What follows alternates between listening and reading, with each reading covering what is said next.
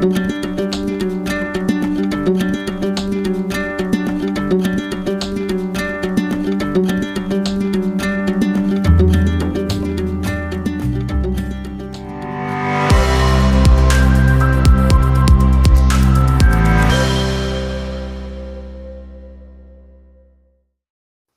everybody, and welcome back to Mel's Board Game Room, which is sponsored by Games and Couples, that is part of Oshrat Online Counseling.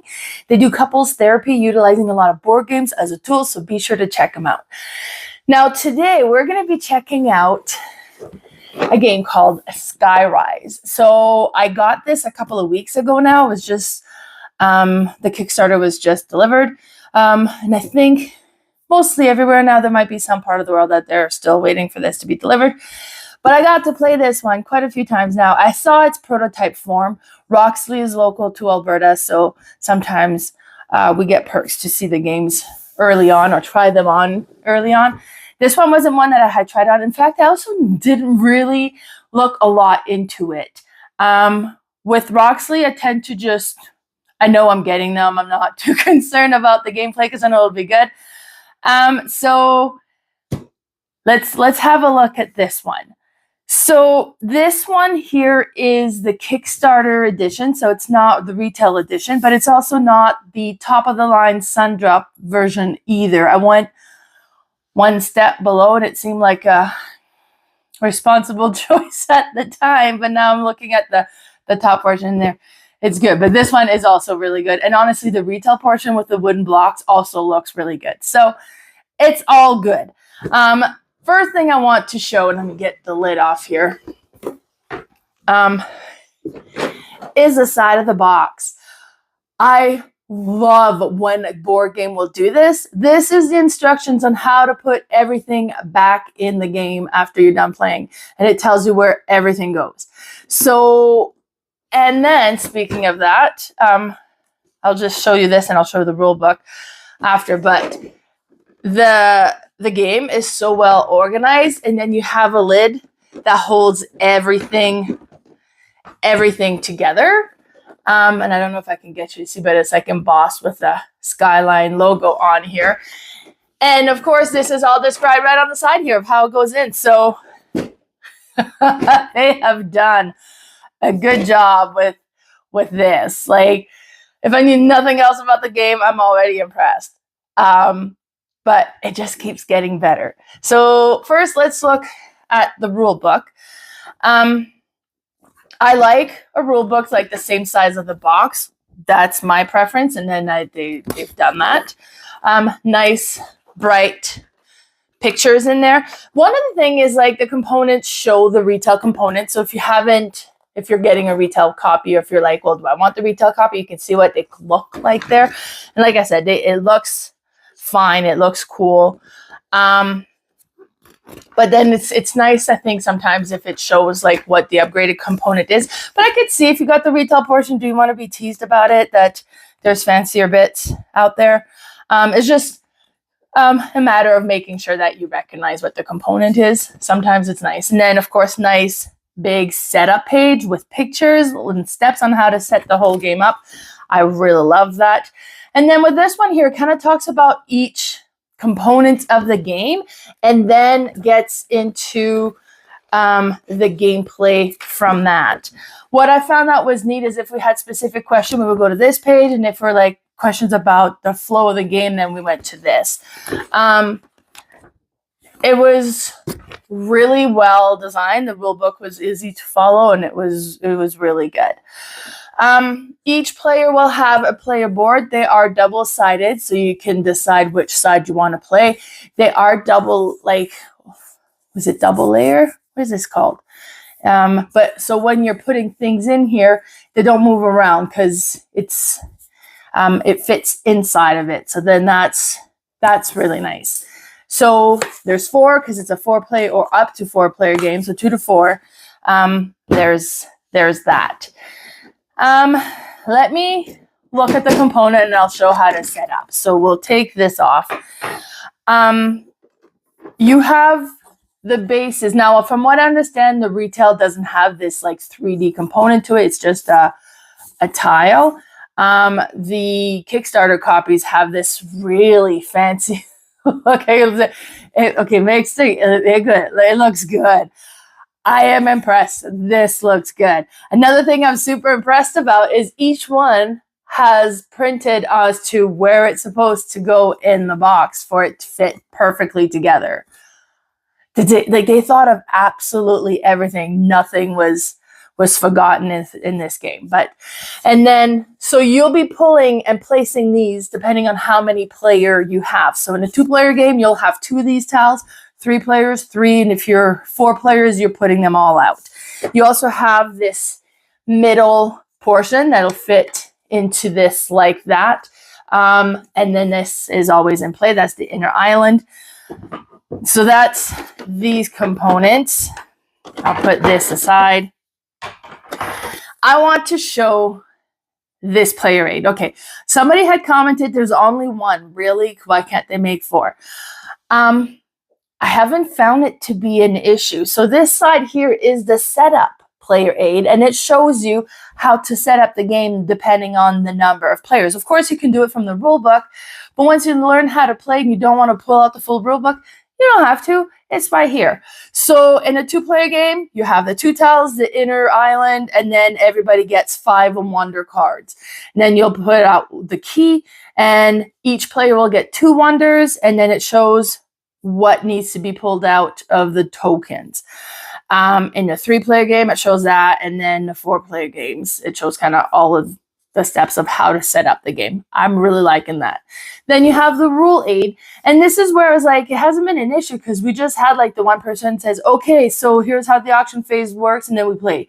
And then they'll be like, okay, so we've done the first era, here's what we score, and one person kind of managed the step of scoring, and everybody scored. Like, so it wasn't an issue that we hadn't have more of these, but I suppose it would have been nice, but it was not necessary. Let me show you the cards, because first of all, I don't know if you can see, but yeah, you can see. They have like the gold foil on the pattern of the card on the back. Wow, it looks nice. It looks so nice. And then you have, like nice, crisp, easy to read. Like I like the card. These ones with the lady on the back here, these are the kind of the special goals of the game. You'll have 2 that gets pulled out every game, and then you have the main one that is always in play, and that's the area control goal for your islands. So yeah, these ones. Then we have the wonder cards, and what's going to happen in 3 to 4 players, everybody's going to have 3 of them. At the end of the first era, you're going to, based on what's happening on the map, you're going to pick one of the wonders that you want to associate for your wonder. So if you ever, or when you play your wonder building, you get to activate that ability. And then at the very top also, you also have the initiative number, and then whoever has the lowest number starts the bidding for the second phase. So that was really cool. In a 2-player game, it's a little bit different. You get 5 cards, but you also get 2 wonders. So one of the other color that's not in play, and you'll be placing 2 wonders out and then activating 2 abilities. So that was cool. So those other cards. Oh, and you also have the private goal cards. They look like that.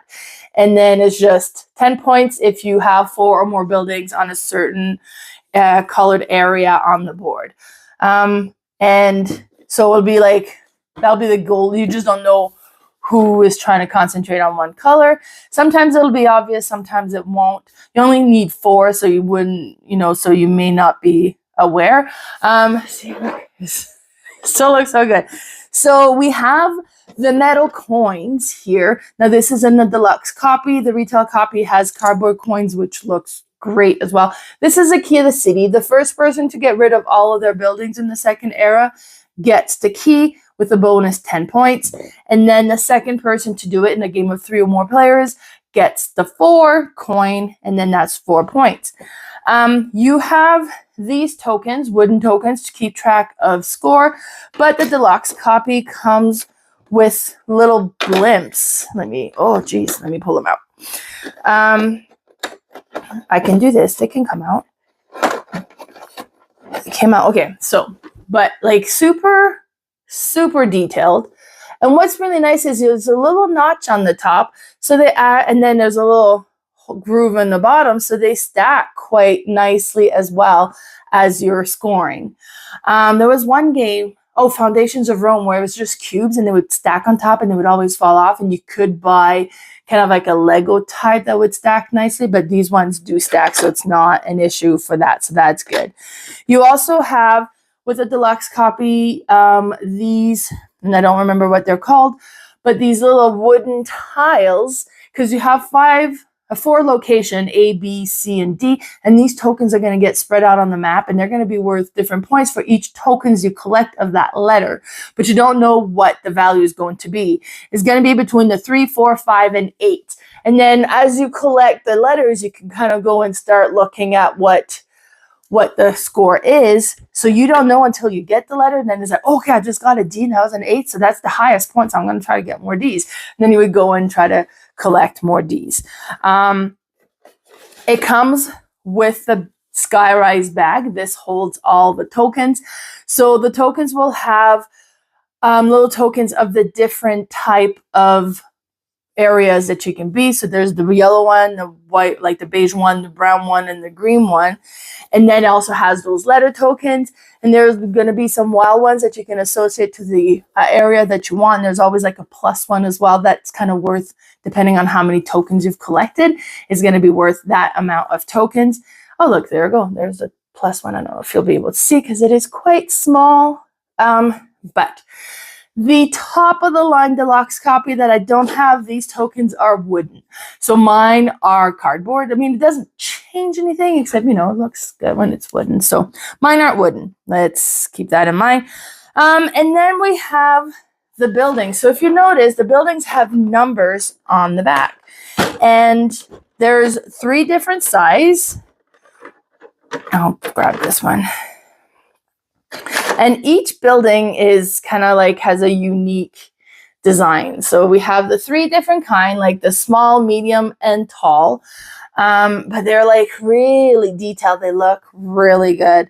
And they all have a number on the back, and some have a little dot below the number. So if there's a dot, that just means those buildings are put aside and they're going to be played and used during the second era, while the other ones are played in the first era. And then the first person to put all their buildings in the first era ends the first era, and then we score some of the goals and the area control goals, and then you bring out the second era buildings, and then you play again. So in the beginning of second era, not everybody's going to have the same number of buildings because it's going to depend on what everybody's has placed out. But these numbers are part of like the bidding mechanism of this game, and this is where this game was really, really shine. I am really impressed with this bidding mechanism. Now, from what I understand, yesterday I was at the Airdrie Public Library, and they were kind of hosting a game day there. So I was there volunteer for FallCon, talking about the FallCon events, and we had a small library available and games to teach and play with people that came over. But then Roxley was also there, and Adam Wyse, which is one of the designers of this game, was there showcasing Skyrise as well as a bunch of the other Roxley games. And we got talking a bit about this game. So this is based on a game that was called Metropolys. Metropolys was designed, I don't know when it was designed, but they had kind of gotten the rights to remake it. But this was still a 5-year process to get Skyrise up and going from that base game. So I'm assuming the mechanism and the bidding mechanism would have been similar to Metropolys, but I haven't played it. But I am quite impressed. So it would be interesting to see what the difference are between Skyrise and the original Metropolys. But yeah. Now, each player also have a wonder, and if you look at the bottom, it has a W for wonder. And these will be played in the second era, and it'll kind of give you a special ability depending on the card that you've selected. It will also win the auction. If you play it, it ends the auction and you win, unless there's a card that says otherwise. But also, it doesn't partake in the area control. Because with the area control of each island, you whoever has the most tallest building wins that area control. But you don't count your wonders unless you have a card that says you can, which I had when we played this yesterday. So that's the wonder. Everybody gets their own wonder as well. Now let me show you the game board. I'll move this over here. So we have the game board, and then and at first I'm like, wow, this is plain, but that's because the game goes on top of here. This is the base for it. And then along the side, you have like for keeping track of the score. And along the top, you have the dignitaries, I think they were, like with the tiles that would kind of associate what points they'd be worth. But you just put the board, you put the tiles on here. Let me put this together. And then you kind of build your board on here. Oh, where's my middle piece? And that's over here. So this is what it would look like if you were playing a 2-player game. So 3 players, you would add the other one. See. And it was kind of nice when we played 2 players because I quite enjoyed it at 2 players. And then we used this board to put, like this section of the board, to put all the cards and things that needed to be placed. And then each location, because you'll see they're kind of divided in different districts with the colors.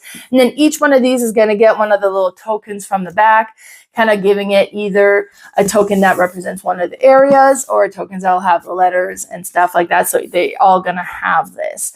Now, where it gets really interesting is the bidding mechanism of this game, and I keep telling you about it. So on your first bid of the game, you have to start from the inner island.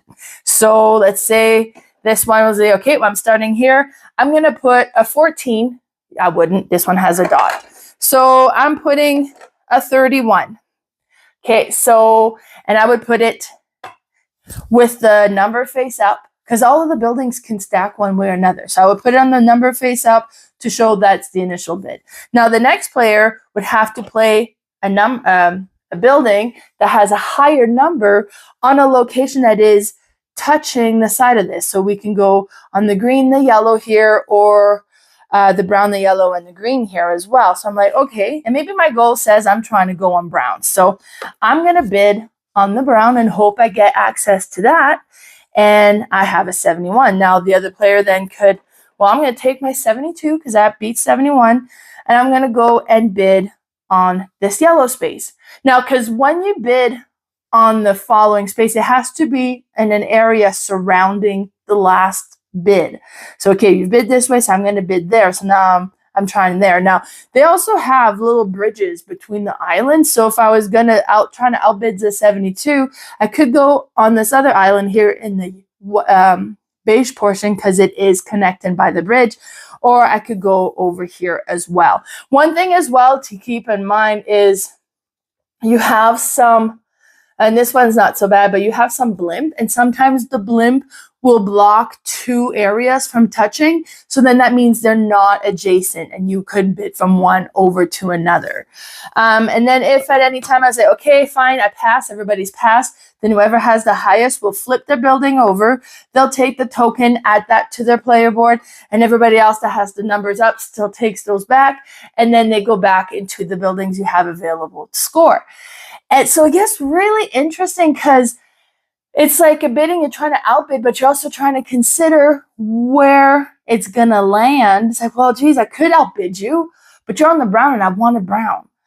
But do I want to try to outbid you and try to move it towards another brown location and hope, but then, like, so there's a very interesting strategy that you need to kind of keep in mind. The gameplay itself and the rules are very simple, but when you start considering everything about the game, it does get quite strategic.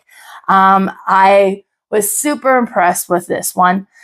So you'll have the buildings, and then at the very end of the second era, depending on where you've put the tiles and what you've collected for tiles, it has a number along the top of what it's going to be worth. So it's 2 if you collect none, then 3, 4, 6, and then back down to 4. Now, if you have this filled out and you still collect tokens of that same color, they're going to go on your board, and those tokens are going to be worth 10 points. So it's worth doing, but then you're building on those colored districts aren't going to score 6, they're going to score 4 instead, but you're getting extra 10 points. So maybe that's worthwhile for you, right? The first time I played, I completely forgot all about this because at the end of the second era, you're going to score all your buildings. So every building that it's on a yellow, if you didn't collect any tokens, would be worth 2 points. But if you got to collect 3 tokens, they're worth 6 points. So you're trying to, collect the tokens to make those buildings worth more, but you're also trying to land on them. So there's a couple of locations that I was trying to land on brown and they had a brown token. So I would bid high on that because then it brings the value of my brown up and it gives me a brown building. So it kind of works together. So it was fun. I've played this at 2 players. I've played this at 4 players, and I've watched a couple of games where I was teaching it at 4 players as well. I haven't tried 3 yet, but I'm assuming it'd be the exact same. It's good. I really enjoy this one. The components are amazing. The storage is amazing. The rule book is great. The gameplay is so fun. Skyrise is a home run for me. That was just such a good game. Loving it. If you haven't had the chance to try it, be sure to try it. If you get the chance, or get the game, or if your friend has the game, go and play their copy, because they'll want to play it as well because it's so good. So they'll welcome new players to play this. So this was us checking out Skyrise. If you've played it, I'd love to hear what your thoughts were on it. And yeah, so thanks so much for tuning in. Bye, everybody.